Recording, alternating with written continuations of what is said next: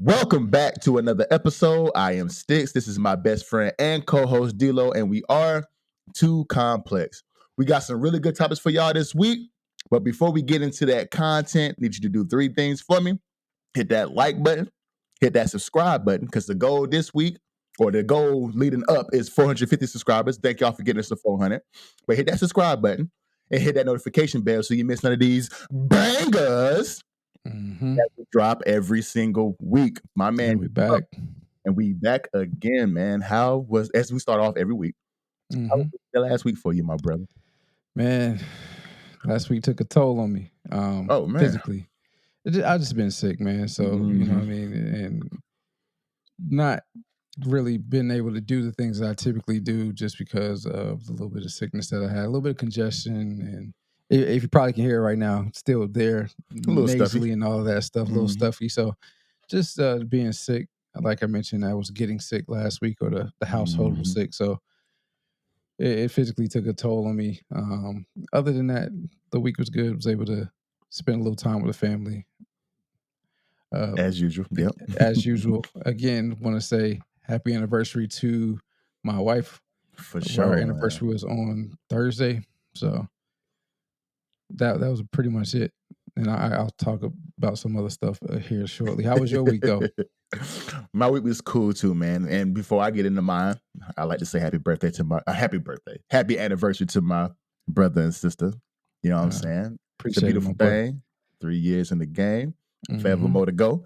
But yeah, I mean, my week was cool. You know, I'm just kind of leading up to the new stage in life, the new career coming up. You know what I'm saying? Next month, so just really leading up to that. Putting a lot of hours in the new 2K. That's really all I've been doing. And of course, you know, I spend time with my daughter on the weekend, so she here now. She knocked out still, but just spending time with her and just having a good time and just trying to make sure I'm getting myself back into the flow of, bro, you got to wake up at 7 o'clock in the morning. So trying to get back into that flow, because for the past few months, been relaxing for real. But nah, everything's cool, man. Everything's getting back up to speed, and it's been a good week for me too, bro. We got to liven it up a little bit more, man, with what we do in life. We do, bro. But it's two hermits. We are, bro. It's like I be wanting to get out and do a lot of more stuff, bro. But my fun is right here on this couch, bro. I ain't gonna lie to you. Like, you know, I just you know, that stage of my life been gone, bro. It's gone. It's gone. I done did all that in college and before, you know, all of it. I just don't feel the need to, unless I'm with my daughter, and go out and see stuff. But me myself, give me a beer and the TV with some sports. Me and D-Lo on every Saturday doing our thing right here. A couple of video games here and there. Bro, I'm straight, cuz. I mean, we both traveling. I want to do that more too, though. Yeah, definitely, 100%. And, you know, things are opening up now, so you have those opportunities to do that again. Both of us making pretty decent money, so definitely want to travel more. Well, we're also private too. We're relatively private individuals, so even if we were out doing things that is amazing to us or would be amazing to others, more than likely we wouldn't share a ton of it. We would share crumbs here and there about what we crumble do. Cookies. Yeah. Bring that up. I've been doing good. Haven't been messing with that in a while, man. My bad. Yeah. But nah, I mean, you know, we probably wouldn't share all of that of what we do, but you know, I guess we need to figure out a way to liven it up a bit. But anyway, speaking of anniversaries for me and not doing much of anything, I now understand why people say kids change your relationships, especially when you don't have a strong support system near you. You know, me and my wife, again, been married for 3 years now, and we have not really taken advantage or have been able to enjoy true quality time with each other because we don't have a strong support system near us that will allow us to go out freely and, you know, just enjoy each other. So I definitely can understand why. And it's not that we don't love our kids or we're upset about it. We find ways to enjoy our time with each other. while we're here and while the kids are around. But I definitely understand what people are saying now when they mention that when you have kids, it's going to change your relationship, especially if you don't have that strong support system near you. And it's kind of my fault too, because I don't want to be back where we come from. It's just not a good situation Not at all for us. But long story short, I get it now. I definitely get it.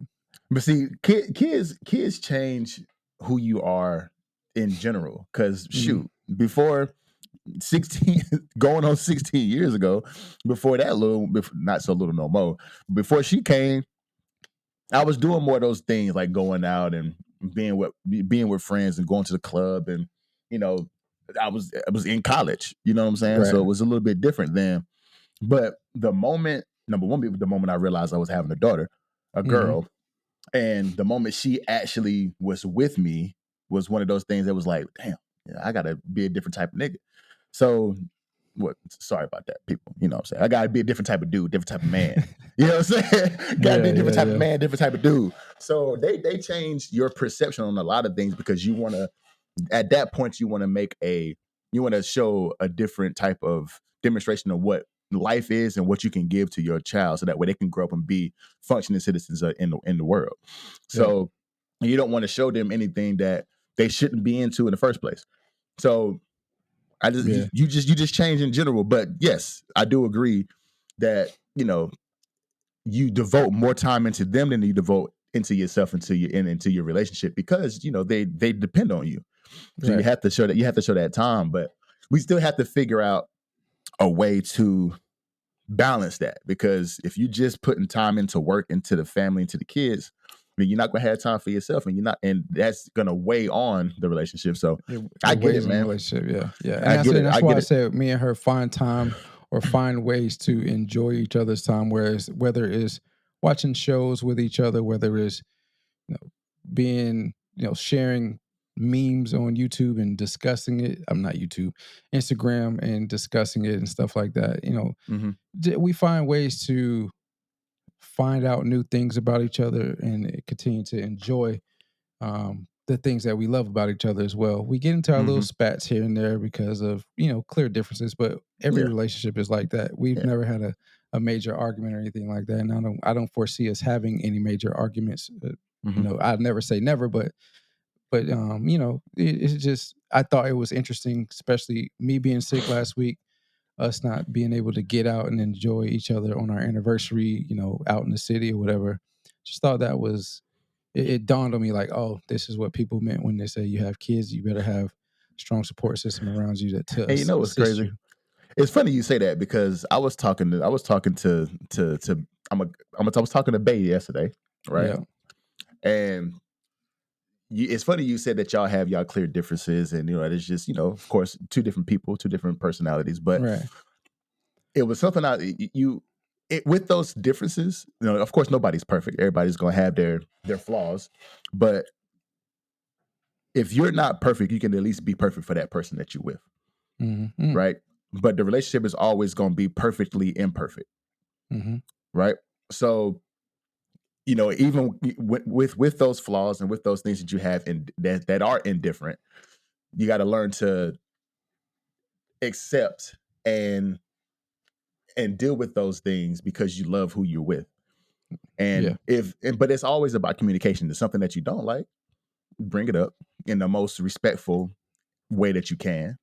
And it's just all about communication. Oh, matter of fact, I saw a meme today, or a reel on Instagram, and it said, and the question was, what's the most important things to a relationship?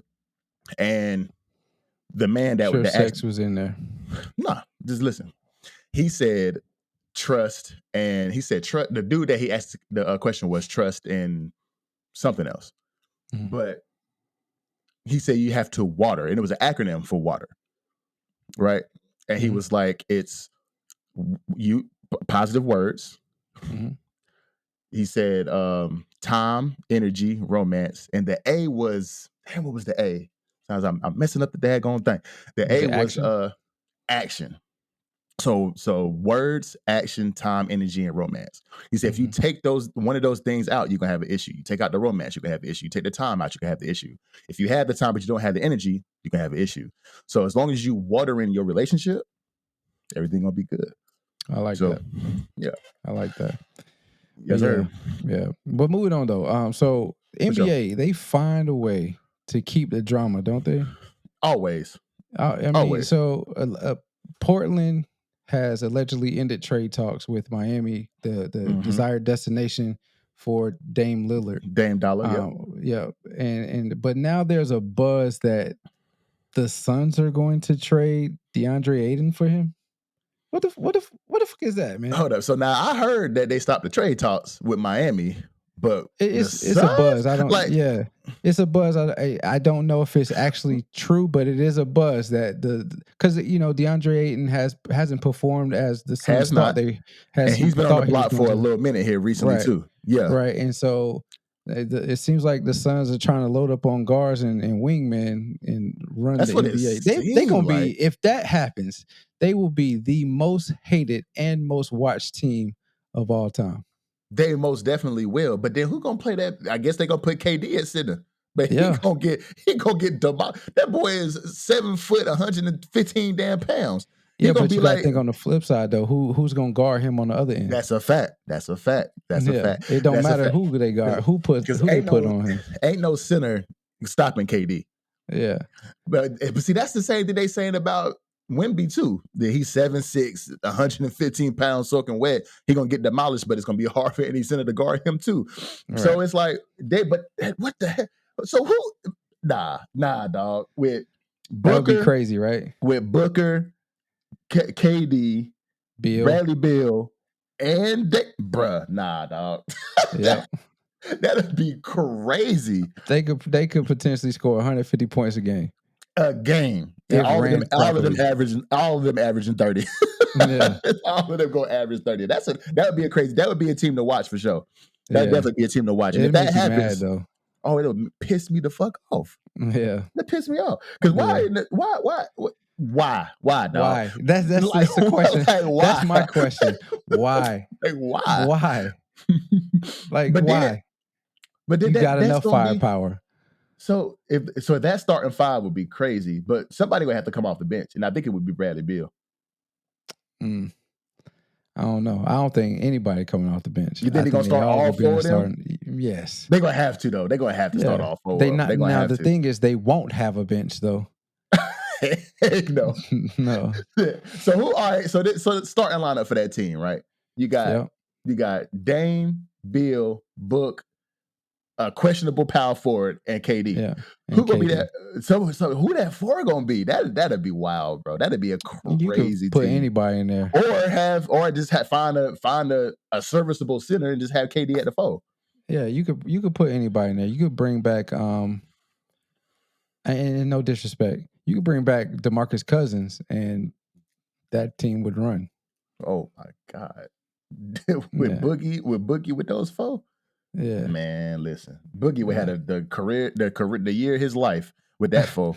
Yeah, my stay God. healthy. He good for sure. Because he was a monster before he had all these string of injuries. He was a beast in Sacramento. What? Yeah, he was an animal.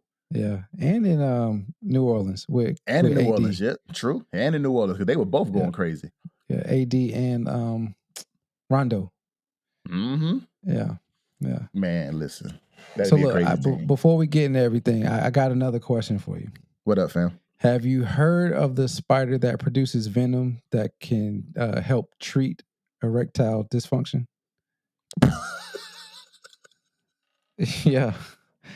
I'm sorry. Listen, these are the things. Like Dr. Umar, I beg your pardon. Yeah, I beg your pardon. I beg your pardon. I beg your pardon. Yeah. So listen. So this, when searching for topics that we want to talk about this week, I come across all kind of stuff, and this one was kind of funny to me because not funny, but I think of weird stuff when I see headlines and stuff. I go all over the place. My question is like, where in the scientific theory, where in that process do you say, oh, okay, erectile dysfunction, let's see if this spider can treat that?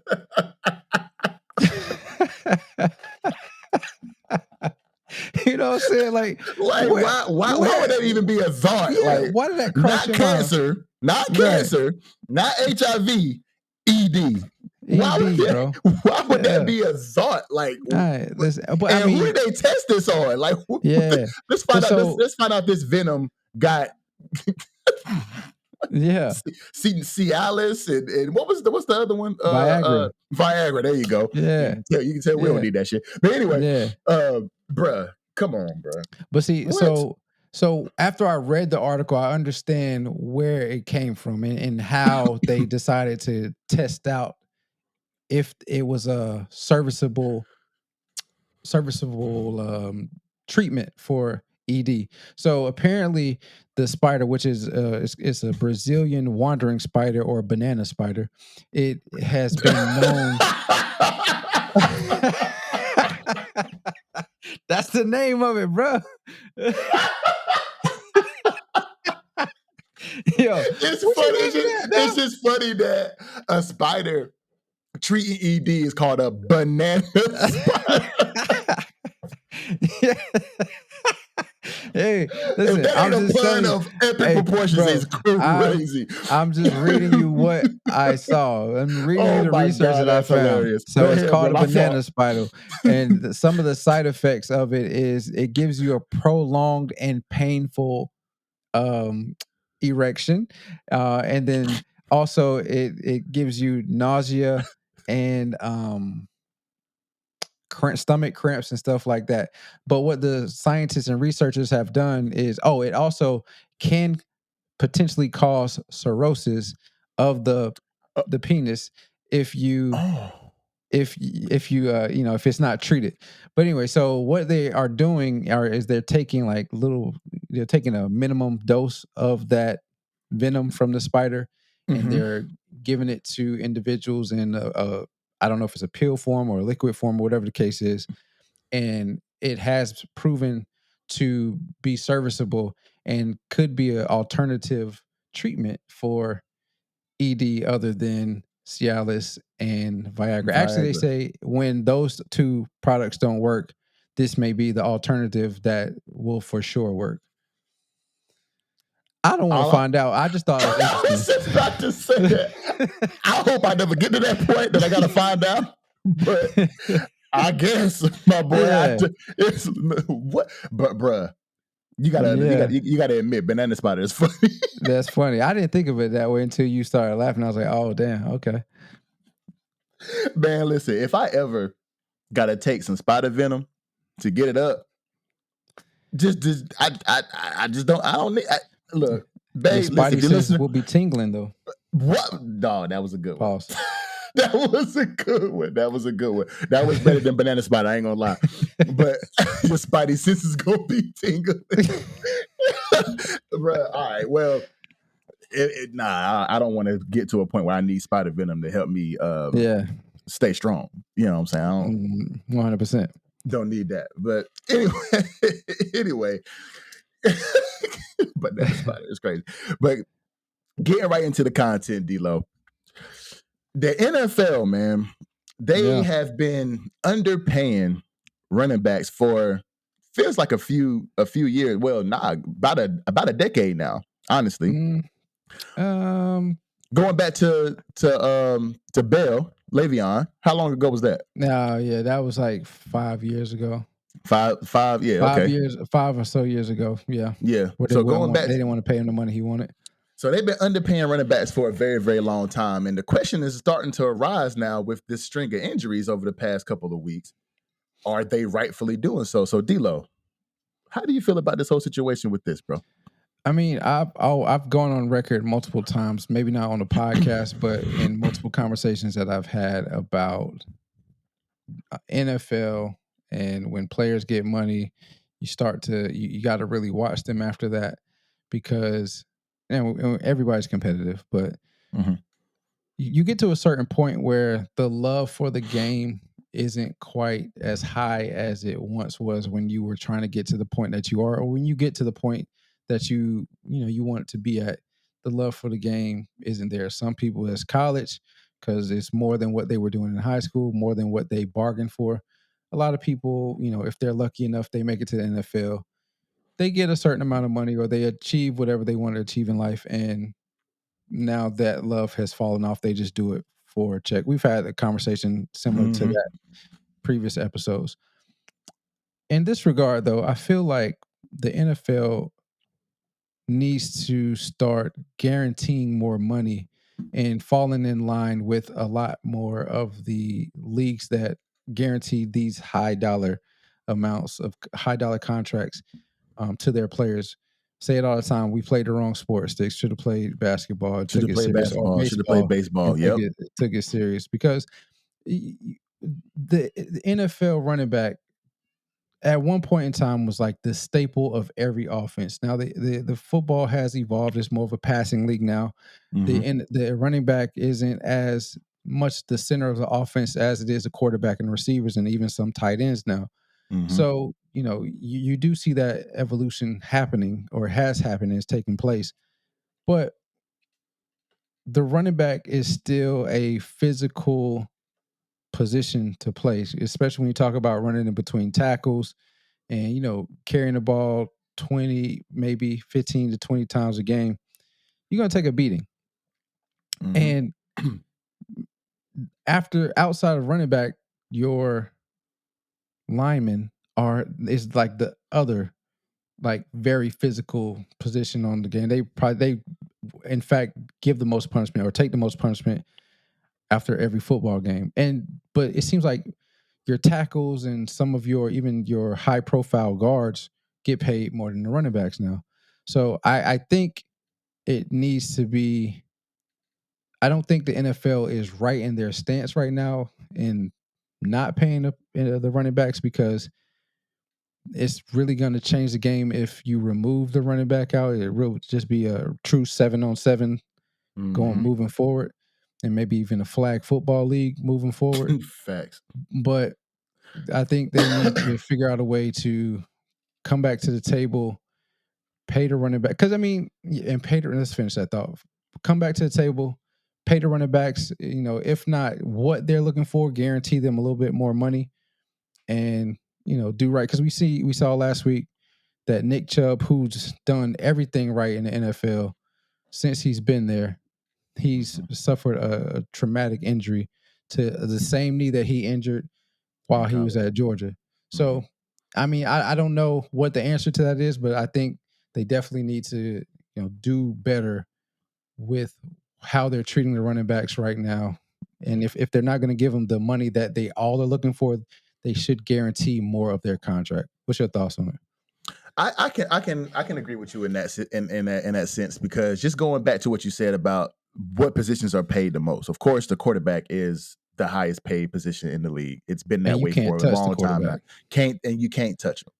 The receivers are the counterpart of the quarterback because pitch and catch, throwing the ball all down the field. The game has become more entertainment than it's become ground and pound.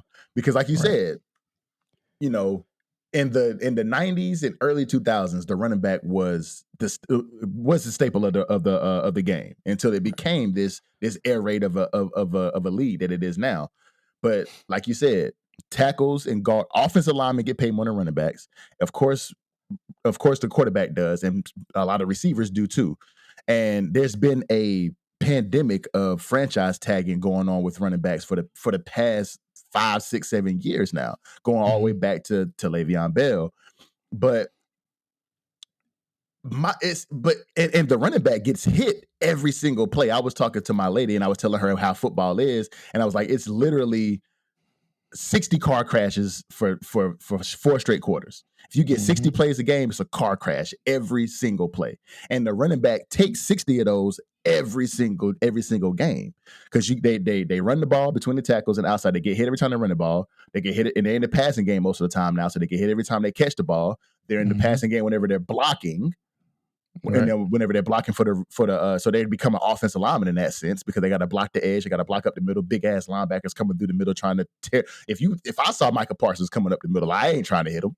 But they put their body in the way, and they protect the quarterback, who's the highest paid player on the field. So the only thing is that, like you said, the average career for an NFL player these days is like 3 years. For a running back, it's like 2 because they take so much of a grueling beating on the field every single Sunday and Sunday, Monday, and Thursday. So it's like, yes, I believe that I believe they should be paid a lot because they do more than what they're getting paid for. They're overworked, they're underpaid. But with these injuries, like you said, Nick Chubb just had a season-ending knee injury, same knee that he injured in college.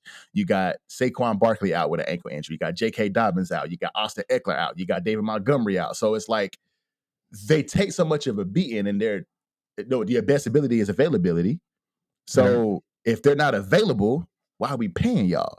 So I'm kind of on the fence with it, but I do want them to get paid more. Don't get me wrong. I think they deserve to be paid. But it's like, dang, like they take so much of a beating and their careers don't last as long as the average player. So why would we give them those big 10-year, $250 million contracts? Why would we do that? Right. So and that's why I said, but that's why I said if you're not going to give them the money that they are wanting or that they desire, then guarantee more of their contract. So true. So that way, even if they're hurt, you know, and you can even lessen the contract length that they have. So instead of having 3 to 4 year contracts, give them 1, or I guess that would be franchise. That's the franchise tag, yeah. But give them the 2 to 3 year contract, but then most of that contract is guaranteed. That way, if they do get hurt, then the money that they're looking for is not there, but they have more of incentive to, I guess it's not an incentive, but they have more money in their contract that they know they're going to get on an ongoing basis, even though that they're hurt. And that could, potentially say, all right, well, I'm not getting the money that I want, but I am getting more guaranteed money. So then it's kind of like a win-win or a lose-lose, however you see it, however you want to look at it, glass half empty, glass half full basis. But they're getting some money, and that's the issue that a lot of players in the NFL and a lot of gripe that they have is, like I mentioned earlier, you have all these other sports that guarantee contracts no matter what the stipulation is, no matter what the injury is. If you put your name on that dotted line, if the franchise thought that much of you to offer you this type of contract and it's guaranteed, you put your name on the dotted line, good to go. Not the case in NFL. The NFL is a incentive-laced contract league. And, they're starting to creep towards more guaranteed money, but see it more so with quarterbacks now. And then you as of lately, everybody it seems like that's signed a major contract, they've had more guaranteed money included in their contracts. But historically, it hasn't been a guaranteed contract league. So if you start to do that, then I think you'll start to see the running backs taper down their sentiments a little bit more. You'll start to see the league, the holdouts that you have, you'll start to see that taper down a little bit more as well. And maybe we can move past all of this. I'm like you as well, kind of on the fence because, like you said, availability is the best ability that you have. And if you're not able to play, then you're not only hurting yourself as the product on the field, but you're hurting the team and the franchise as well because they're depending on you. You're not there. And, I know all about not being available. I was hurt throughout my college career, so I know all about that. Luckily, it didn't hurt the team, but I know all about it. Yeah, but with that being said, as far as the injuries, how do you feel about a couple of union leaders in the NFLPA saying that, well, not necessarily, kind of around about saying that running backs should start, quote unquote, faking or feigning or exaggerating injuries to get more leverage with the NFL to get more contracts. Me personally, I don't think that'll work. Because again, your best ability is availability. So if you acting like you hurt, that ain't gonna get, to me, that's not gonna get you no leverage. Because they already act like they don't need you. So if you hurt, they can just go. The NFL feels like a running back is replaceable. They're a dime a dozen. Like you can get a good get a good running back in the third round. You can get the same type of running back in the 6th or the 7th. So they feel like they're replaceable, which I mean, to some degree. I mean, the Bijan Robinsons of the world, because he's looking amazing this year. He is. Those type of backs, they're hard to find because he can catch it out the backfield. He can give you the in the hole and get missing. And he's powerful. And he's powerful. So he has it all. And those type of backs aren't easy to find. And then you also the Christian McCaffreys of the world who could play a slot receiver full-time basis if you needed him to, but he's good in the backfield as well. I mean, those individuals are tough to find, but the majority of backs in the league that you see nowadays, you can find them relatively easy throughout the draft. It's just those select few that's hard to find. So, but faking injuries ain't gonna get you no leverage. So thank you. So to answer that question, no, I don't think that's the thing to do. I also feel like it could backfire as well, because if you look at it on the other end of the scope, like I mentioned to you, these individuals get these contracts and you have to really watch them to see how they act after the fact, after they get the money, because some individuals, love the game or not, they get a lump sum of money, or they start to get these big contracts and then they taper off. Now, this example that I'm about to mention is not exactly great, but it kind of shows you how things happen. So I think 2013, Cam Newton signed or 2012, something like that. Cam Newton signed a $100 million contract. Now, he did perform well the next 2 years, and then injuries happened to him, his throwing shoulder, and his career started to taper off. But after he signed that contract, he peaked, and then he started to go down. You see that kind of often in the NFL, where some individuals get these big contracts and then, they do perform slightly better than what they did prior to signing the contract, but one or two injuries later, and then, the next year they could be on their way out the league. And I think that's what owners are thinking about is, well, I signed these individuals to these big contracts, I give them the guaranteed money, and then 3 years they're out the league, and then we could be like the New York Mets having to pay Bobby Bonilla $1 million a year for the next 30 years, because we weren't expecting him to not be there to help contribute to the team, and now we have to restructure that money so we can give it to other individuals. So it's just a hard situation for the running backs to be in, because they are such a pillar of the offense, because they do so much on the field every single week, but they take such a beating that it's hard for you to say there's not a lot of rules around the running back. There's a lot of rules around the receivers. There's a lot of rules around the quarterback, but there's not a lot of rules in the trenches. You know what I'm saying? And it's just hard to it's hard to give them that money, because there's nothing protecting them. They can run for 150 yards on Sunday one week. Next week they can be like, and all respect to them, but can be like Nick Chubb and be out for the season. Right. So it's just hard to say, man. I mean, I'm on the fence about it. I want them to get paid more, but their availability sometimes is just like they get touched so much, every single week, that you can't really you can't really say that you can give the running backs that bread. But I do want them to get paid though. Yeah, I mean, but it's all across the board. That's the last thing I'll say is football, as you mentioned, is a violent sport. And injuries occur all across the board. It's not just a running back position. That's why you have multiple receivers, in the on deck, just in case one of your star receiver or one of your starters get hurt.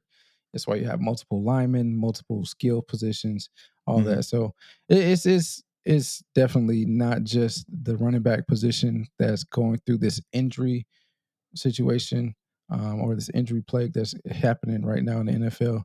It's definitely all positions, but it seems like they're the ones that's getting the short end of the stick when it comes to the amount of money that they're getting in the league. Where everybody else is getting paid more, it seems like their pay has been stagnant and not declining, really. Declining really on it. Yeah, for sure. All right, so another Big Ten coach is caught in the scandal.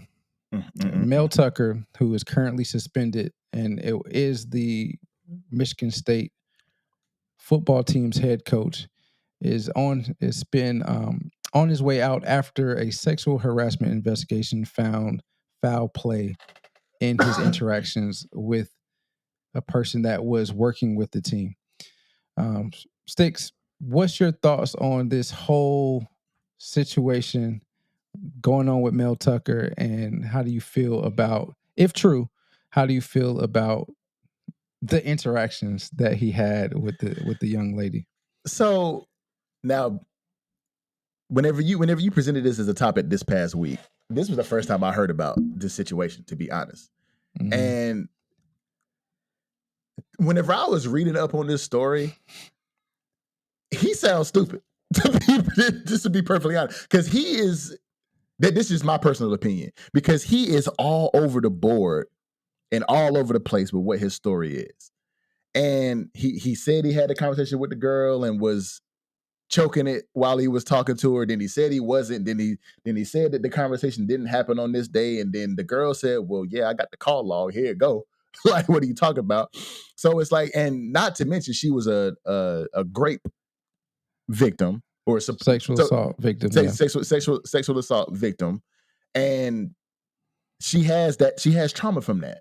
So if this is true and you're taking advantage of a trauma that she had in her past, that ain't right. But the fact that you're lying about different things and saying that the trip that you went to in Florida wasn't school funded, but then the school comes back and says, "Well, actually, yeah, it was." But it's just like, to me, he just sounds dumb, and the way he's handling the situation. Then he's leaving out text messages, deleting text messages. He's saying one part of the story, then changing it later whenever he makes a public appearance or a public statement. It's like, bro, like in these situations, a lot of the time you're guilty until proven innocent, not innocent until proven guilty. As a man, number one. So what you have to prove is your credibility and how credible your story is to say, "Nah, I never harassed this young woman." But as you're telling the story of what happened and what transpired, and your credibility continues to tank, you're not going to win this case if in fact you didn't do it. So I just think he looked dumb in the way he's handling it. And as I was reading, I started saying, "Yeah, he did it. he definitely did it." Because he sound dumb. But how do you feel about the situation, bro? Yeah, 100%. I'm in the same boat as you. My first thought was, what in the world was he thinking? First and foremost, if you have this young woman, so let's give you a little background. I was very vague in my intro to this segment. So an investigation for Tucker found that he is accusing him of sexual harassment. It has been said that he was pleasuring himself while making lewd comments on a phone call with a sexual assault survivor known by the name of Brenda Tracy. Tracy also worked with Tucker and Michigan State's football team, as well as she works with a vast majority of other NCAA football teams to help educate them on sexual assault. Tucker, as you mentioned, Six, admits to pleasuring himself on the call, but claims it was a consensual phone call. Or consensual sex. So my thing is, how one inconsiderate, how dumb do you have to be, if this is true, to do things, and cold-hearted, honestly, to do 100%. things like this to someone that was a sexual assault survivor and victim, and think that it's gonna be cool, and that you won't have any repercussions for that. Like, she won't say anything. To me, it's the classic example of the predator taking advantage of a weak prey, because you can get away with it, or you think you can get away with it. Well, I just feel like he had to be, in my mind, he had to be super cold-hearted to go about this with this woman, especially because you're a coach, and when you're a coach, you have to not only talk that talk, but you have to walk that walk. And for you to have this woman around your program, teaching or helping to educate about the dangers of sexual assault and the consequences that come with it if you're involved with it, not only to you as a player, but to the victim as well. But then you, in turn, quasi, again, if true, sexually harass this woman. What parent if this comes out to be true, what parent is going to say, "Oh yeah, you can go play for Mel Tucker. He's a great example for you," because the coach is an extension of the parent, essentially. For And sure. that's what. And if you're doing this, I don't want my kids to be around that. Right. So I mean, I feel like he has gone back and forth. And earlier on when the reports came out, he was saying that he was complying and saying that he did please himself while he was on the phone with her. He admitted to that, and then later on he came back and said he had not. That was not true. He said it was consensual. It's all over the place, and like you said, his credibility is really taking a hit right now. He's Yeah. also ruining an opportunity that not many people, especially Black individuals, and I don't want to make it racy, but Yeah. not a lot of Black coaches get the opportunity to do. He's a head coach of a power school, Power 5 school. Mm-hmm. So he's ruining opportunities for himself and maybe even opportunities for those that come behind him in the future. So Yeah, I mean, because there's too much evidence against him for him not to just come out and admit, like it's like D'Lo said, he said that he admitted to pleasuring himself, and but he made it seem like it was a consensual relationship between the two of them, and which old girl is like, nah, like yeah, they weren't consensual on my end. I don't know why he would say that. I never right. consented to this, but there's too much evidence going against him from the school, from her legal team. He don't even have a legal team. He's trying to represent himself in this in the matter. Well, he does have a legal team, but they're leaving too many things out of the situation. Like Right. everything that he presents is, oh, I need some of it wasn't able to be downloaded or this, that, and the third, and then he'll come out and say that he gave all the information to the lawyer team, but then he'll say that the school is the investigation is a sham and they have ulterior motives, and I'm like, Mm-hmm. but you were just complying one day and then come out and say that you don't comply the next. Like it just don't make sense to me. So No, you're it makes sense to me. It's because he's been suspended without pay. If had he been suspended while this investigation yeah. was going on, and he still was able to get some of the money that was happening or that Mm-hmm. was owed to him, I'm sure he wouldn't be coming out and saying that there's ulterior motives and all that stuff. He would be like, okay, just let it all play out, and everything will be good. But because he's been suspended without pay, and now Michigan State has talking about firing him Mm. before it has been completely, as he's been convicted of anything. It's like, oh no, we gotta make sure that the message is turned around. Yeah, I was complying earlier, but actually this is what happened. It is making him seem silly. It is making him seem very silly, man. And I mean, just come out and just admit it, bro. Like it doesn't make any sense to continue to change your story, continue to negate information, continue to lie what it seems like lie on this young lady Mm-hmm. and make her seem like the villain whenever she's actually the victim of something that she already been through that was damaging to her. Like, Right, come on, bro. Like just right, stop doing what you're doing, bro. right. Let's look at the flip side of it though. If he is innocent and if she is lying, Mm-hmm. would it be? Could it be like a plot on for her? Like because like I mentioned, she works not only with Michigan State, she's worked with multiple teams to help educate young men on the dangers of sexual assault. Mm-hmm. You think she? And again, this is a This is just speculation. playing It's devil's not advocate. Just not playing true. devil's Yeah, it's advocate. Yeah. playing devil advocate. I'm Mhm. not saying that I'm not victim blaming. I'm not saying that I don't believe her. I'm not saying that Mel Tucker is innocent in this situation. I'm not saying that Mel Tucker is guilty in the situation either. I'm just thinking of what both sides could be. So if it is in fact not true, you think she was looking for a victim of her own to benefit from? Could you Um, see that scenario? I can see that scenario, and it was and in the report that I was looking at, which it was ended up being Mel Tucker saying that, in the ESPN investigators were saying that she was never assaulted or harassed in the past, but it was just Mel making up some stuff because the investigator came back and said that's never true. She was never a subject of any investigations from ESPN, so we don't know what Mel's talking about.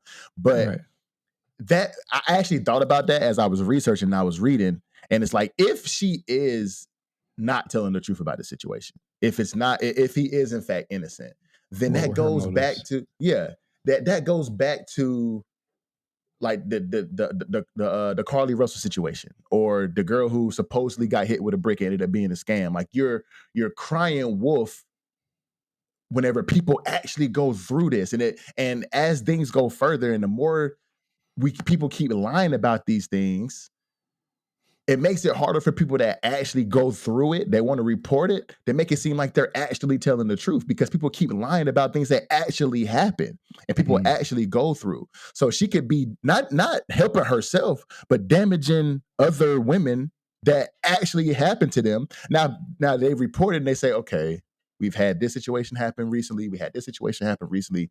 Now they're questioning whether or not they're credible, and it actually happened. You see what I'm saying? So like, but I don't want to say that this is what's going on. It's just playing devil's advocate. But at the same time, it's like I can see that happening for her to build her career even more. It's like if this is what her career is educating young men in college about what happens with sexual harassment and don't do it. And now she has this head coach of Michigan State doing it to her. That's another story on the that she can use moving forward to make more money and get more appearances. You know what I'm saying? So could I see it? Yeah, of course. People are money hungry. People, you can never have enough money for most people. But there's also a flip side of that, is that if he is actually innocent, then now you're damaging a whole group of people that it actually happens to. And now you're crying wolf whenever these people and now it's making it harder for them to actually report and share their story. So hopefully not. I mean, hopefully she's not doing that. I don't want him to be guilty, but I also don't want him to be guilty, but he's actually innocent.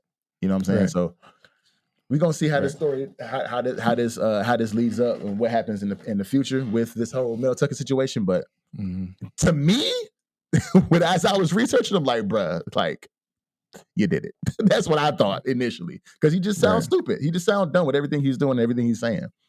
Yeah. Moving on to the next topic, man. Jada is in the news again, and she's being slammed on social media for recently posting a video of her and Tupac lip syncing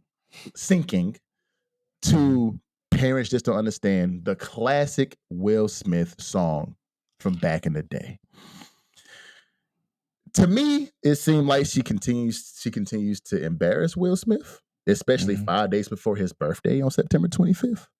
But D-Lo, how do you feel about this whole situation with Jada posting this with Tupac? I'm gonna give her a pass on this one, man. I know you're not gonna like that. Okay, I'm gonna give her a pass on this because I have a little. I have something to say too. But go ahead, do your thing. Go ahead, do your thing. I'll give her a pass on this one because, again, it's that glass half empty, glass half full scenario. Like everybody is dragging her because of her continual quote unquote embarrassment of Will over Tupac, whether she's discussing him with her daughter and her daughter penning a letter to Tupac, in her younger age, saying that she wishes he was still alive so her mom would be happy. And then also, the continual post or mentions of Tupac in interviews and stuff like that, or, just whatever was going on. People just continue to drag her because she's with Will Smith. She's been married to him for 20 plus years. I want to say, how long they've been married? They've been married for quite some time. They've been married for a while. So, but the Tupac situation is always thrown in Will's face, and it stemmed from Jada. But on the flip side of that, yes, it is going to be 25 Will's birthday. Years. It's going to be It's going to be Will's birthday on Monday. However, in her defense, it was also the anniversary of Tupac's death on the 13th of September. So she could be, people mourn differently. So she could be mourning his death by sharing these tidbits of the memories that they created with each other while they were kids, because they went to high school together, some art school, I think in Maryland or Baltimore, something like that. They went to art school together. So, creative people always, when they're creating, they always have vibes with each other, especially if it's a good creation that they've made together. They always have these type of vibes with each other. And so those deep entrenched memories that she has with Tupac aren't easily to let go, aren't easy to let go. So I'm going to give her a pass because of that, simply because his anniversary was on September 13th. A week later, she posts a video with him and her singing "The Parents Just Don't Understand" by Will Smith. So, what you think? Now, this is my take on it, and in my take, I do give her the benefit of the doubt. Because of prior to her meeting Will, she was very good friends with Pac. They went to school together. He did pass away, September 13th. So I did give her the benefit of the doubt in that situation. But this is what I'm gonna say. Another reason, before I go forward, another reason why I give her benefit of the doubt is because she is promoting a book tour. She has a book coming out called Worthy that she's going to be releasing. She's doing a book tour over the next, few months, and she is promoting her book.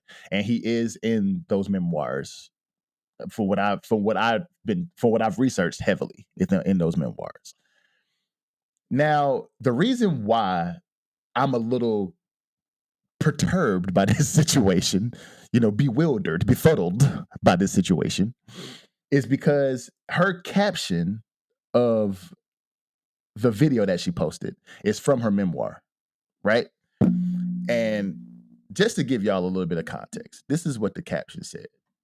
I'm gonna read a little bit of it. This is what the caption said. It says, "Not in a million years would I have dreamed that the Fresh Prince and I would become very acquainted." Yeah. Very acquainted. I'm gonna stop on that because that's your husband, dog. Like to me, it's like you could have said something different than that. To me, I would have felt differently as if I'm her husband. I would have felt differently if she would have said, "In love, married, my husband," something of that nature. But she says, very acquainted. That made me feel some type of way, me personally. And then she says, "Not in a million years did I imagine 3 lives, their fates would be so intertwined. And I never would have imagined that this video would become a tangible memory of the last time Pac and I were simply kids together." Benefit of the doubt, because they were kids before her and Will met. And Will is on camera saying that he didn't think he could compete with Pac anyway. Like, that's Pac. Like, that's Pac. You know what I'm saying? Like, what do you want me to do? Like, basically saying, like, that's Tupac. But he was like, she said, "Pac and I lip syncing Parents Just Don't Understand by Jazzy Jeff and Fresh Prince during our junior year of high school. Who would have thought?" So, and it says our worthy journey. Who is, to me, I'm asking, who is our? Hashtag our. Who is our? Like, is it you and Will? Is it you and Pac? Like, what is it? So I'm just trying to figure out, like, to me, and like I said, yes, it was the anniversary on the 13th. She posted this on the 20th, 5 days before Will Smith's birthday on September 25th. It's just, and not to mention, of course, the Red Table Talk conversation with the entanglement, the slap on national TV, her, it's just a lot of things recently that she's been doing that has embarrassed Will Smith. Her on going live and recording him when he's like, "Don't record me in my home. Like, I don't want to be recorded." And she continues to record and she says things like, "You see what I've been going through." Like, but it's not, to me, it's not Will. It's you. You ain't going through nothing. Will going through it all, for what I see. And that's just me being, I guess it's just me being biased, but I don't see Will doing anything to embarrass her. At least I don't see it. And nobody sees it. And we're talking about celebrities' relationships. Whatever goes on behind, we don't know. We're just reporting.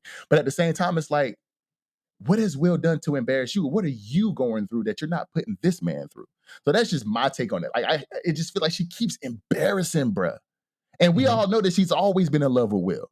Always been in love with Pop. Right. You know what I'm saying? Just like you mentioned, the letter that her daughter wrote. I wish you would come with that Willow wrote. Like, I wish you would come back so my mom can actually be happy. Like, bruh, like, you're talking to your young daughter about these things. Why you're married to this man that you have a family with, that you have this world with. So it's like, I don't know. Maybe I'm looking too deep into it. Maybe I'm just being biased. But what was you about to say? What was you about to interject? No, I feel like it was a two-way message that she was sending when she posted that. Okay. I feel like it was a two-tier. I shouldn't say two-way. Two-tier message that she was sending when she posted that video. One, it was appreciating the time that her and Tupac had while they were kids, and the memories that they were making. It was showing Tupac appreciation on the anniversary or near the anniversary of his death, some 27 years ago, some 27 years ago. But then also in that same message, ironically, they were saying parents don't understand, which is the song to the husband that she's currently married to. So it was like celebrating them both, but in a different way, if that makes sense. And the reason I gave her the benefit of the doubt is because of that. Is because the message I think was supposed to be playful. The caption was supposed to be kind of playful, but the caption along with the video gives you a little bit of speculation of what really she's trying to convey. But again, people mourn differently. People show their emotions. People express their feelings very differently. So I feel like if she is in love with Tupac, she's not hiding it at all. And Will is still there. I mean, I've read his book. I understand the type of individual that he is. Like, he doesn't easily quit on situations. He wants to be liked by everybody, so on and so forth. He probably feels like this situation, if he was to, in his mind, if he was to divorce Jada or whatever the case is, if they were to separate, we don't know their situation. I'm not speculating on that. But if he was to do that, he probably feel like everybody would hate him. And it's probably the opposite. People would cheer for him if he was to, because everybody's been calling for him to do this for quite some time, or for them to split for quite some time. But I mean, again, if he doesn't have any issue with it, or if he's not saying much about her love for Tupac, I think we should just chill and let things play out how they play out. And if he does, eventually it'll come out and he'll let us know how he feels, and actions will be made. Yeah, because but just to read one caption from somebody who retweeted it, this honestly Buddy said, this just tells us how long Will Smith's been a star.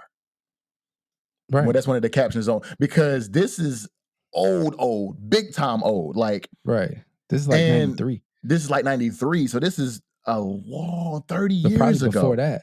Right. Before that. This is When the Parents Don't Understand come out? That's a good question. That's a good question. Let me go ahead. You look it up. You probably faster with the fingers than I am. Well, I actually pause.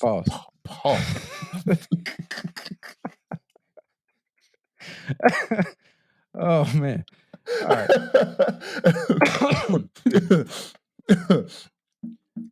Let's see. Parents Don't Understand came out.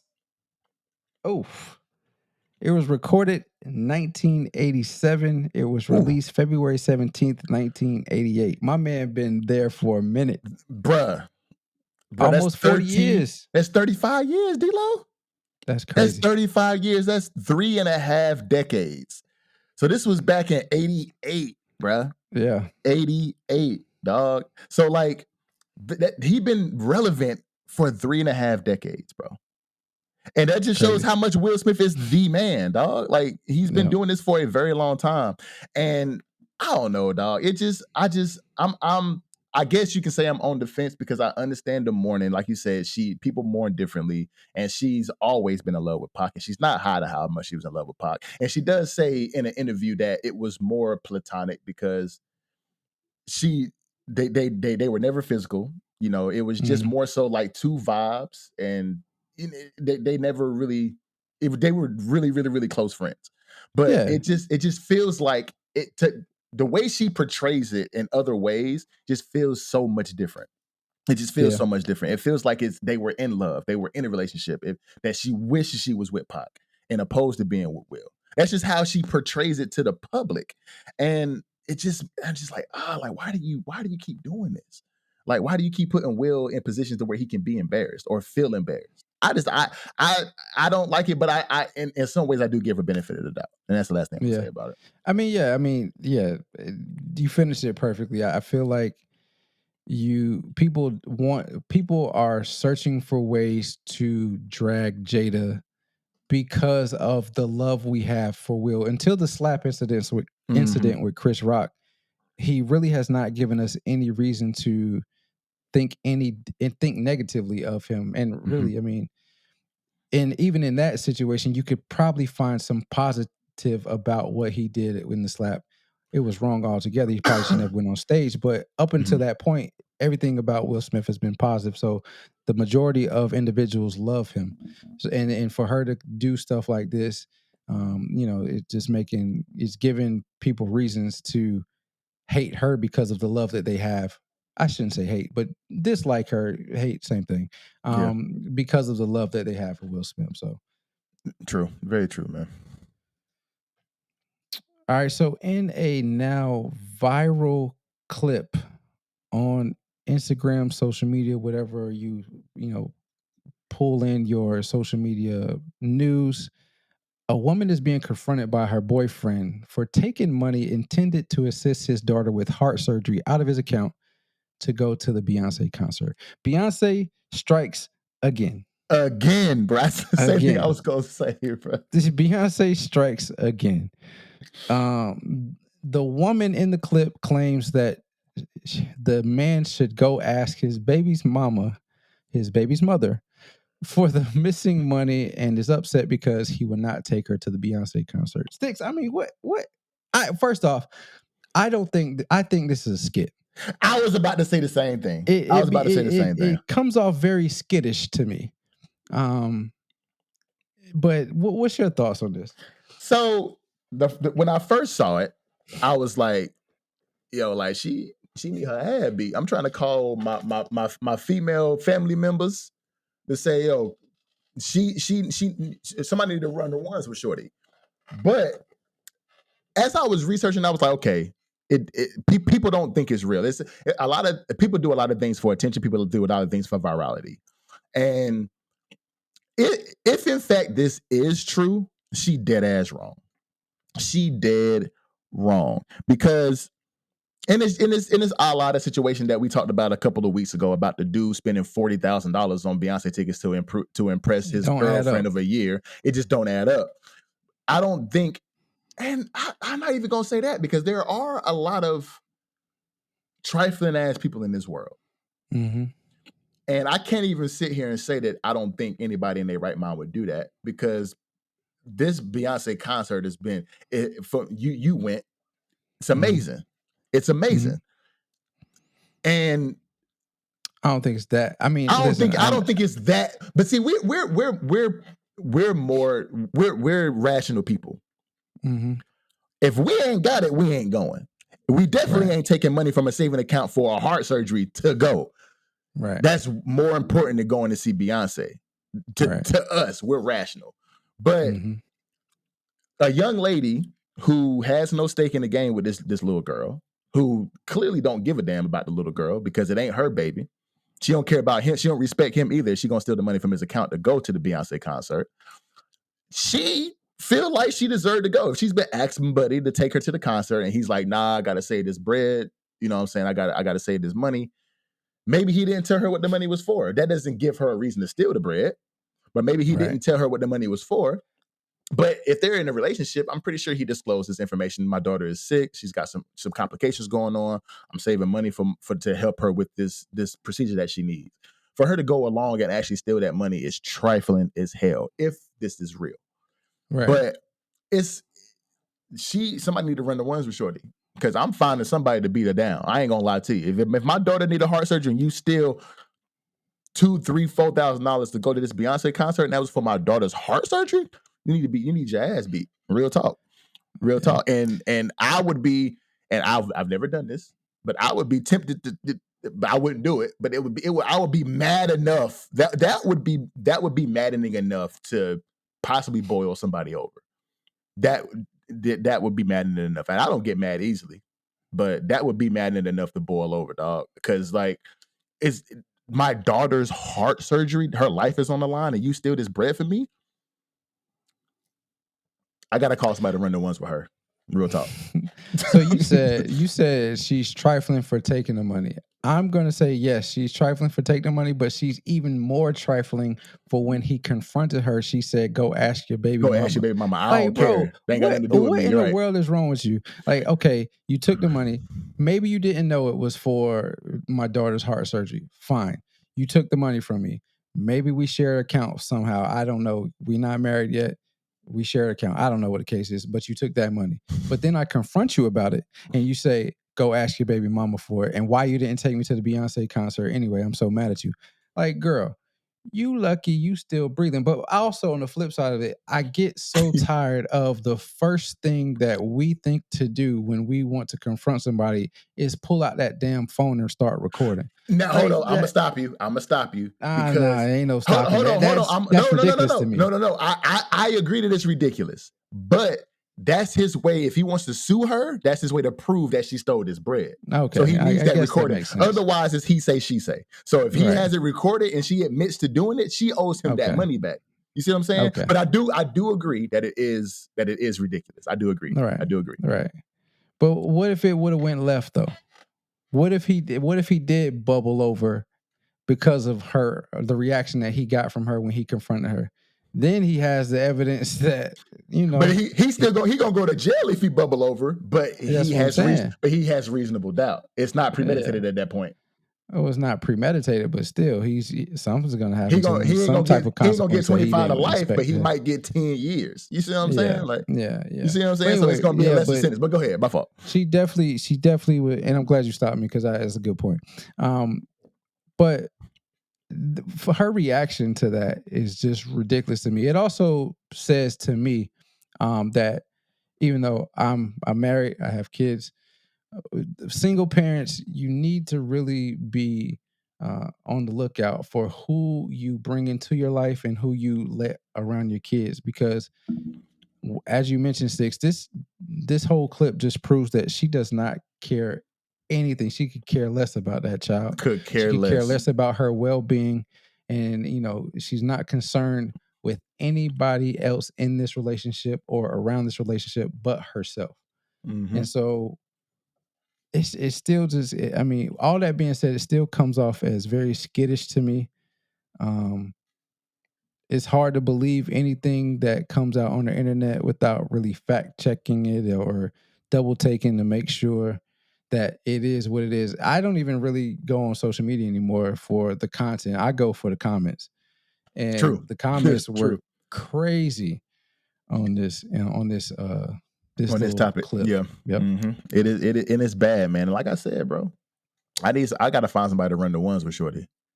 I gotta find somebody. I'm calling everybody I know that I feel like will bust her down, dog. Like, yo, she stole this money from your niece heart surgery, bruh. Like, she need to be dealt with. Like, somebody, because I don't have it in me. As much as I would probably boil over and be mad enough, I don't have it in me to fight a woman. I don't have it in me personally. But I'm gonna find somebody who got it in them. It ain't gonna be no. I'm gonna find the woman that I know gonna bust her down. She need to have her ass beat. Well, hopefully it's hopefully the baby mama got it in, because you told me to go ask my baby mama. All right, I'm gonna go ask her for the money. I'm gonna tell her what's up and tell her to bring her whole group of homies to come over and run it. Let's see what's up with you. What would you fit to say? Huh? Nah, I ain't gonna say that. But yeah, I know exactly what you was saying. Yeah. That's funny. But anyway, nah, she if it is a true skit and she was dead ass of what she said in that video, she need her ass beat. All right. For sure. But moving on to the next topic, D-Lo, Russell Brand is in a situation of allegations from literally 10 to 17 years ago, dating back to 2006. That 2003. Something else came out. Oh, as well. Okay, bet. So he's in a situation where his channel has gotten demonetized by YouTube. Demonetized meaning he can't make money off of ads anymore. He's in a situation that we in. Subscribe. Yeah. But but it's because of some Me Too allegations that came out as far as him, same thing going on with Mel Tucker, him sexually assaulting or harassing some young women back in, from what my report said, from 2006 all the way through 2013. D-Lo said there's something come out from 2003, 2 decades ago, 20 years ago. And he's in a situation now where he is being canceled by a lot of people and a lot of networks. D-Lo, how do you feel about this Russell Brand situation and YouTube demonetizing his channel? So the allegations are being taken very seriously, and as well as they should be. They should. And obviously, YouTube and other companies are well within their right to, not allow individuals that are doing. I shouldn't say heinous. I don't want to sound like a Law and Order when it first begins. But it shouldn't perform. It shouldn't allow people that are performing illegal acts to benefit off of their platforms. But I feel like we're moving closer and closer to the Black Mirror episode with the social credit. Like anything you do can ding you, and you won't be allowed to partake in any social activities or any other one-on-one engagement with individuals across the planet, across the country, whatever the case is. And it also feels very reminiscent of when Kanye went through the situation that he went through with the various brands that he was involved with because of some things that he said. Now, again, I'm not saying that these allegations shouldn't be taken seriously, because they very much are serious allegations, and we here at Too Complex don't condone any type of sexual assault, any type of sexual harassment. However, it is innocent until proven guilty, although as of lately with various situations that we've seen, is guilty and proven until proven innocent. And that is becoming widespread with the cancel culture. They want to get rid of you before any conviction is ever put on paper. And I have an issue with that, although I am taking these allegations very seriously. And I'm with you on that, because YouTube is very much a platform to where you can be yourself. It's a platform to where you can, like me and D-Lo, come on, give your opinions about various topics, and have a platform to speak your truth. I have a problem with him not being charged with anything and being canceled. Now, serious allegations, as D-Lo stated, because I'm trying to figure out how to say this without, being too edgy. But why does it take so long? Why are we talking about stuff that happened 2 decades ago? Now, right?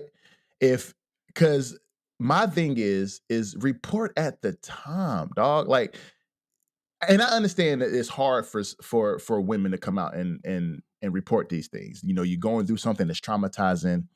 You don't know who to talk to sometimes. You don't know how to relay the message. I understand those things. But on the other side of that coin, if you were harassed, if you were assaulted, don't wait 20 years to report it. It to me, at that point, it doesn't seem credible.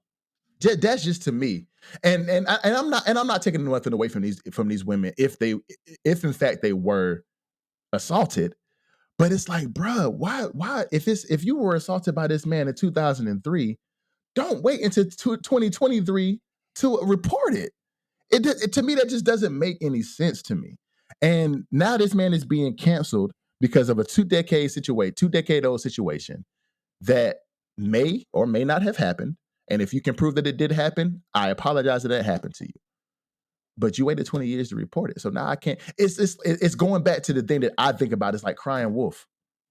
You know what I'm saying? Like if this is true and if it's not true, you don't have any evidence to back your claim of this man assaulting you, then it's making it harder for women in the future to get their stories listened to. Like, are you also crying wolf? I don't like the fact that, because I'm and this is me advocating for women who have been assaulted, because there's too many stories that are false now. People are just looking for attention. People are looking for credit. People are looking for that virality. People are looking to get money from people who they claim did something to them. And if this is not true, then you're hurting people in the future. You're hurting women in the future that are actually assaulted, that come out the moment that it happens to them, a la the Conor McGregor situation. Whether it's true or not, she reported the next day because she felt like she was assaulted. But that's literally 24-hour span, not a 20-year span. So like, but she doesn't have the credibility because now they're saying that she ain't right. So it's like, I don't know what to say, bro. I don't want to make it seem like I don't advocate for women, because we definitely do. Here at Too Complex, we definitely advocate for women. We don't want any of these things to happen to y'all. But why wait 2 decades to report? That's all I'm saying. Yeah. But to rebuttal that though, I think it is hard for women to come out because of that credibility piece. Yeah. So you mentioned earlier in the Mel Tucker segment that we did that he's killing his credibility by going back and forth. Russell Brand is a comedian / actor. So, a lot of stuff that he says, people may take it at comedic value. So he may go back and forth, but it's like, well, which part are you going to take seriously? It's the role in the role that he plays in society with his career. Whereas Mel Tucker, as a coach, you're supposed to take everything he says at face value. Where Russell Brand, you got to really decipher what he actually means in the stuff that he says sometimes. Very true. Very true. But along with that credibility piece, when women come out against individuals like a Russell Brand, like Conor McGregor, like a Mel Tucker, so on and so forth, it's really their credibility, which usually is none compared to the credibility of the individuals that they're coming out against. And when they come out, they get shamed. They have to deal with that shame of going through that situation. They have to deal with the shame of individuals not believing them. And then, like you mentioned, individuals that came before them that did not tell the truth and ended up going the opposite way of damaging the careers of individuals that they were involved with. So I think that stigma, all of that packaged together, lets them hold on to it and say, I'm not going to say anything. I don't want to shame myself. I don't want to, be shamed by the masses. So I'm just going to keep it to myself. But then one person comes out against that individual as well. It might be 2 years from when it happened. It might be 20 years from when it happened. But all it takes is that one person. And then you have a snowball effect. He did that to you. It's a snowball effect. Oh, he did that to you. It happened to me too. It happened to me too. So now the credibility begins to build from one individual, and it blossoms into all of these individuals, and it makes the person that they are going against, it makes the case even stronger for that for the man in this situation. So I mean, I definitely I have never I shouldn't say that.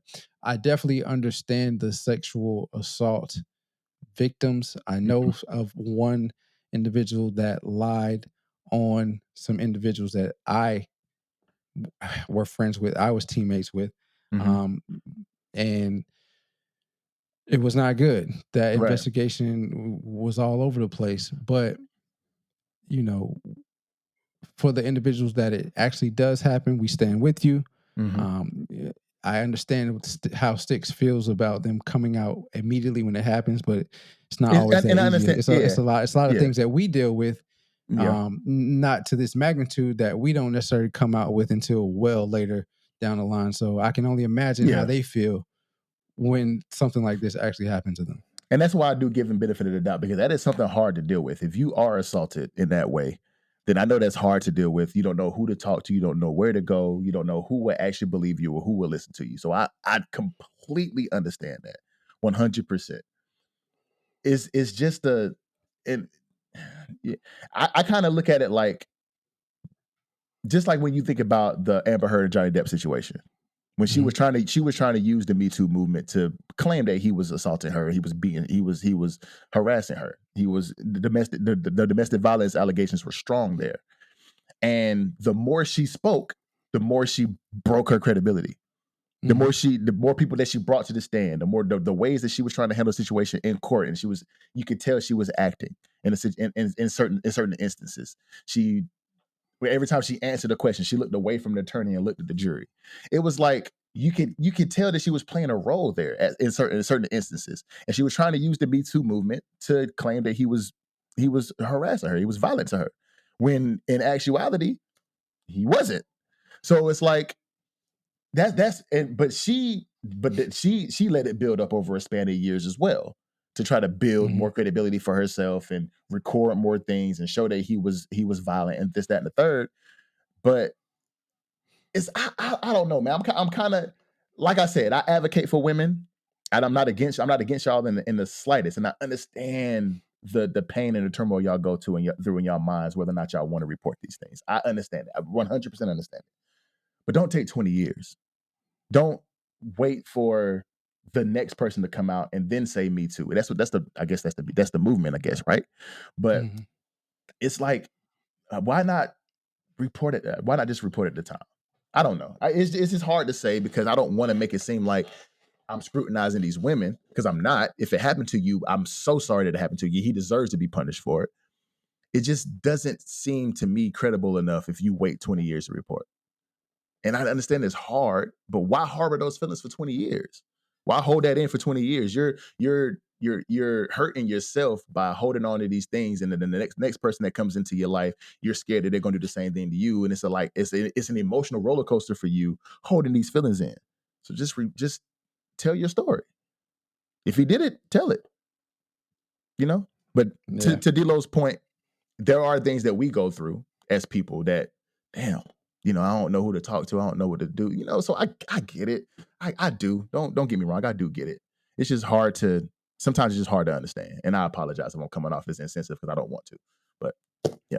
No, I don't think you were coming off as insensitive. I was just making sure that both sides of who we are as individuals come out, because I know you feel that way too. Like you understand the hardship that comes with hard situations, and I want to make sure that,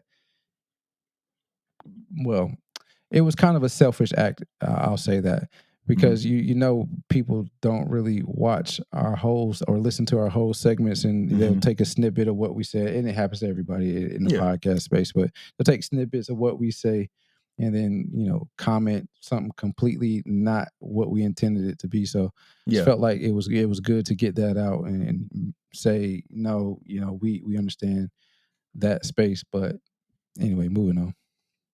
For sure. All right, so Jeezy and Jeanie Mae are on their way to divorcing after 2 years. Or is it 2 years of marriage and a recent baby? They are calling it quits, saying that they have irreconcilable differences dealing with family matters. Yeah. Sticks, how do you feel about this? So, in having a conversation with my lady here recently, we were having a conversation about, I don't know if you know the Tabitha Brown and Chance, right? I don't know if you follow there. Yeah. So they were having but I know who she is. Yeah. So did you know she was from North Carolina? I did not know that. I did. I actually did. Yeah, I did not know that.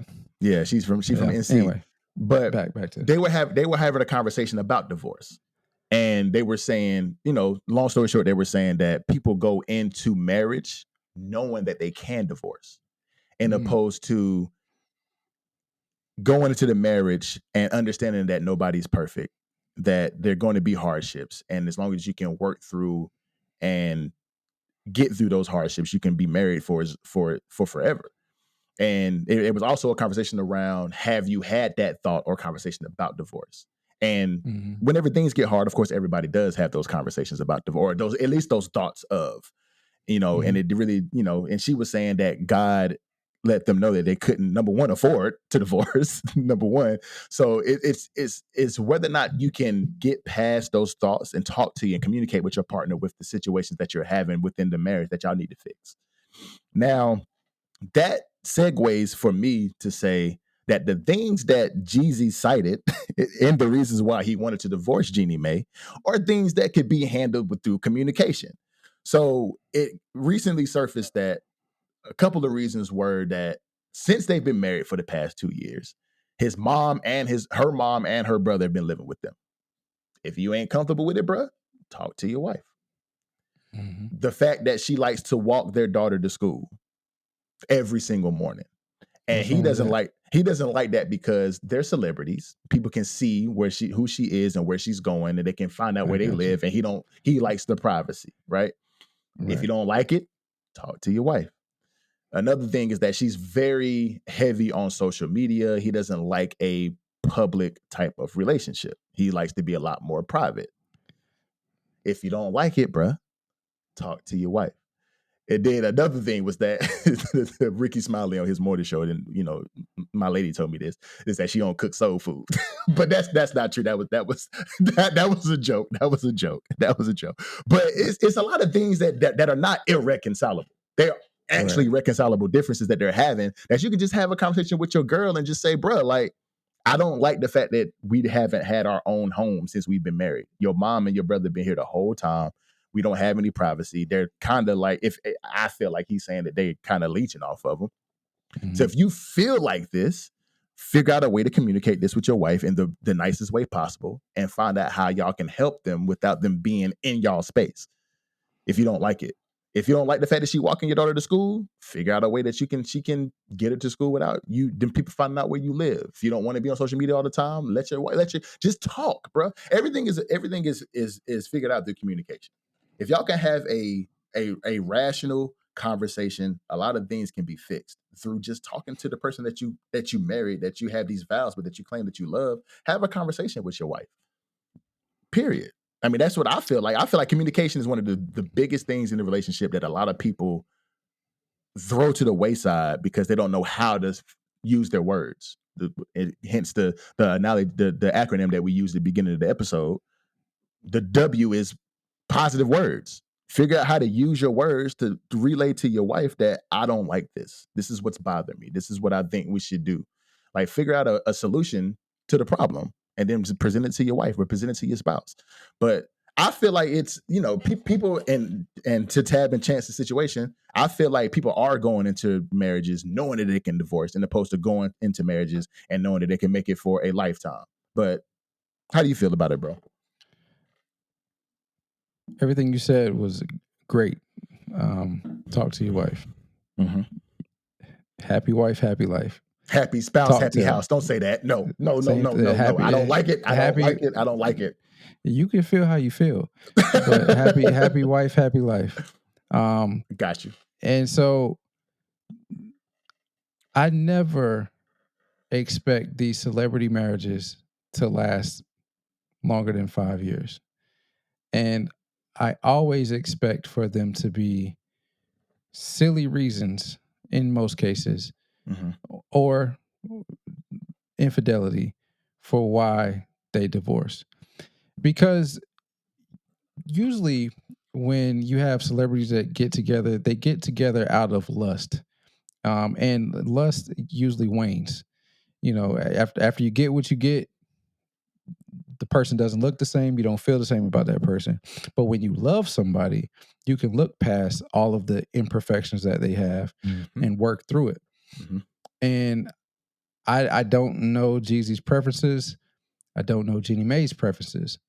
but I would venture to say that those type of circles, until Jeezy became the type of entrepreneur that he has become in the recent years, and until Jeannie Mae has surrounded herself with the individuals that are on The View.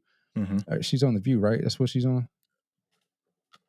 I think she's on The View. The Real. There you go. The Real. Yeah. The Real. Until she surrounded herself with those individuals on The Real, and kind of start to slightly understand the hip hop culture, they didn't travel in the same circles. But when they started to travel in the same circles, maybe they took a liking to each other because of what was presented to them in the first interaction. He may have thought she was a attractive woman. She may have thought he was an attractive man. They got together. They said, okay, this seems to fit right now. Let's get married. But I'm sure everything that he mentioned in the reasons why why they're divorcing, other than the walking the baby to school, the baby's relatively new. All of that was presented when they first got together. So I feel like exactly what you said. If you have an issue with this, talk to your wife. See if there's some way that you can work things out. Okay, the mother and the brother have been staying with you. All right, maybe we can purchase them, or rent them a home or something. Pay for their first year, a la Kevin Costner and the deal that he worked out with his wife. Set them up for a year where they don't have to worry about anything. They hopefully get a job or whatever the case may be. Then they can support themselves. Walking your daughter to school, all right, well then, I don't like that, I'm pretty private. I don't like that people can potentially follow you or understand where you're going to and coming from on a set schedule. Let's try to work something out. Maybe you drive somewhere close to the school and then walk the daughter to school, if that's the case, which doesn't make sense to me because the daughter's only like 1 year old or 2 years old. So walking her to school, that doesn't make sense to me, but whatever. Right. Yeah, whatever the case, that doesn't make sense to me. The social media presence and him being private, we live in a social media age. I mean, if she's not posting anything that's out of pocket for her, for who she is as your wife, if she's just heavy on social media and you have an issue with that, I'm sure she was that way prior to you all getting married. So again, it goes back to talking to your wife, understanding the situation that you're getting in, and then working through those differences that you have, coming up with a compromise. Because again, if you came into it with a lustful intent, then once that lust wanes, where's the love? Exactly. And if the love is not in it, you won't be in that marriage very long. Very true, man. And she did report when she was talking about the whole situation as far as them getting divorced, is that they were a pandemic relationship. They were together during the pandemic. So they were around each other all the time. So they learned each other's, they learned each other very, very well, being under the same roof for such a long time whenever the lockdown happened. They learned each other's tendencies. They learned, how each other move. They learned everything about each other. And they felt like together that they could take this thing a little bit further and get married. And we've already talked about that. And me and Sam actually talked about recently that the pandemic messed up a lot of people, because nowadays people don't know how to socialize anymore. Because me and my daughter was having a conversation about how back whenever me and D-Lo were in high school, there wasn't any mobile internet. You know what I'm saying? Like that. The phones that we had didn't access the phones we had didn't access the internet at all. So we were forced to be physically social. You know what I'm saying? Now had to pay for text messages, nights and weekends. Exactly. That's what I told her. I was like, yo, you couldn't talk on your phone until after 9:00, and then the weekend, then it was free. Then Friday, Saturday, Sunday was free. But you won't talk on that. You won't using that phone because you didn't want your mom and daddy to be like, yo, like you used too many minutes. I ain't paying for that phone. Give me that phone back. Right. You know what I'm saying? So you had to talk on that phone after 9:00 and weekends. That's the only time you can talk on your phone. Ain't it crazy? Now you got unlimited plans. Like what? Unlimited. Now you got unlimited plans. But so them meeting each other during the pandemic is like, they had nothing but time to learn each other, be around each other, and that I feel like the pandemic was a very lustful time. The pandemic was because you you couldn't be around each other. I had a baby during the pandemic.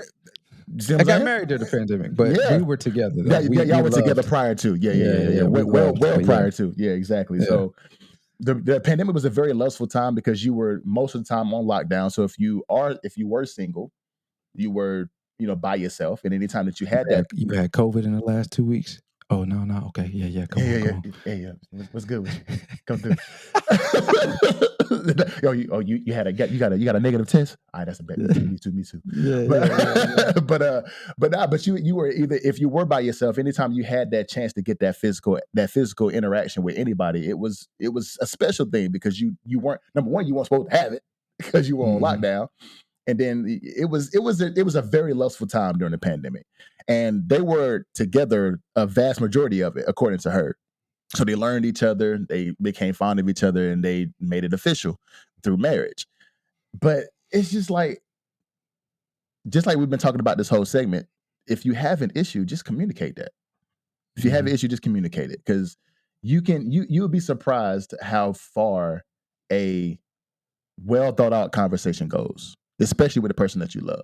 If it is love, if it's not lust, if it is love, then you'll be surprised how far that'll go, and the solutions that you can come up with your partner. Just have a conversation. Just have a conversation about it. If you don't like it, talk to your partner about it. Period. And that's the situation that I feel like is here, is that they just had a bad way of communicating with each other. That's what I think. I'll also say we can't go into situations, whether that be relationships, friendships, or the likes, business relationships, thinking that the individual is going to change once you commit to each other. Right. It's not going to happen.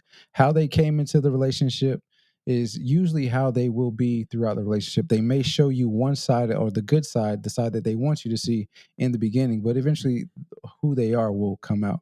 And so if she was showing during the pandemic, if she was showing one thing to you, and all of a sudden it switched, then he has every right to feel how he feels. But if this is who she was the whole time, which I'm sticking the social media aspect of things, because I feel like that's who she was. And I don't follow her or anything like that, but if she's heavy on social media, I'm sure she was heavy on social media during the pandemic. I mean, like I said, she's on the reel. She's on TV almost every day. So I'm sure she's very heavy on social media. So we can't expect for people to change just because they are now committed to you. And they also have to want to change if you think that they will change. So if you get with somebody and you think, I don't like this aspect of it, I'm going to communicate that I don't like this aspect of it. But the key thing is you have to communicate that, as Sticks mentioned earlier. If you communicate it and they want to change, then they'll make that change. But if it's something that's been ingrained in them for a very long time and it could be hard to change, they're not going to want to change. So I'll finish it with, if a person was one way the whole time, don't expect them to change when they commit to you, or you all commit to each other, because it's just not going to happen. And if lust is in it and not love, then once the lust is gone, where is the love? And I'm gonna end it with, as far as the social media thing, love how you love, or lust how you love or lust. If you want to show that you love somebody in the utmost respect, love out loud. Love out loud. And I'm a very private person. Just like D-Lo said earlier in the episode, we're both very private people. So, we're not gonna show a lot of what we do. But at the same time, if that's your wife's or your girl's personality, let her be her. Let her be her. Love out loud. You ain't got to post nothing. You ain't got to be on social media posting a whole bunch of stuff. But if that's how she loves, then let her love that way. But you can always communicate, hey, I'm very private, and you can tell her, this is how I feel about it. But if that is in her personality, that's who she was before y'all got together, like D-Lo mentioned, it's gonna be very hard for her to change that about herself. So you're gonna have to deal with it, or you don't. which is, I guess, is why they get the divorce. Not to laugh, but I'm just saying. Like, Deal or no deal. Facts. So no deal. We'll have to see what happens, man. She doesn't want it. She doesn't want the divorce. She's distraught about it from what the reports say. This would be her second divorce. This would be her second divorce. Yeah. And the first one, she said she did not want kids, and she ended up having a kid. But that's neither here nor there. Facts. Sticks. Episode 38. Episode 38 in the books, bro. In the books, bro. We slowly creeping. We slowly getting to 50, man. What we gonna do for that 50th one? And I also how did you let us start 2 episodes ago? How did you let us start off and not mention it was the anniversary until the end of the episode? That is very true. But I don't know how I let that happen, bro. But I was trying to kind of save it for the end, just to say, this is. I should have started from the beginning. You're absolutely right. I should have told everybody from the beginning. Yeah. Because like you said earlier, everybody don't watch the whole video anyway, because if you did, you wouldn't make the comments as you was making in our comment section if you watched the whole video. So they wouldn't have saw it. Bro. No, right, you're right. You know what? You're right. Don't go in. It made more sense for us to say it at the beginning than the end, because not too many people watch the whole hour and 40 minutes. So I get it. You're right. But we had to mention it. But for that 50th, oh no, man, we're gonna have to figure that out. We got to talk about what we're gonna do for that 50th episode, bro. Because we're creeping up on it real quick. Real quick. We keep going. It'd be in the next couple months. 3 months. 3 months. Yeah. It'd be like New Year's. New Year's episode. Live episode. Oh. You trying it now? Live episode, D-Lo? You trying it now?